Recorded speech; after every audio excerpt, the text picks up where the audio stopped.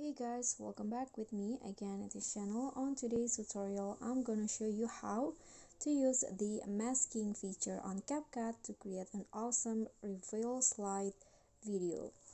So here I've already imported the clip, and I'm going to just start by go to mask, and here choose the film strip,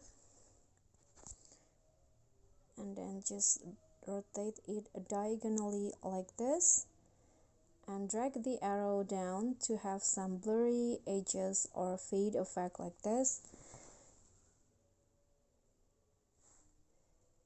Now put it like this, drag it, click on the check icon, and then add a keyframe.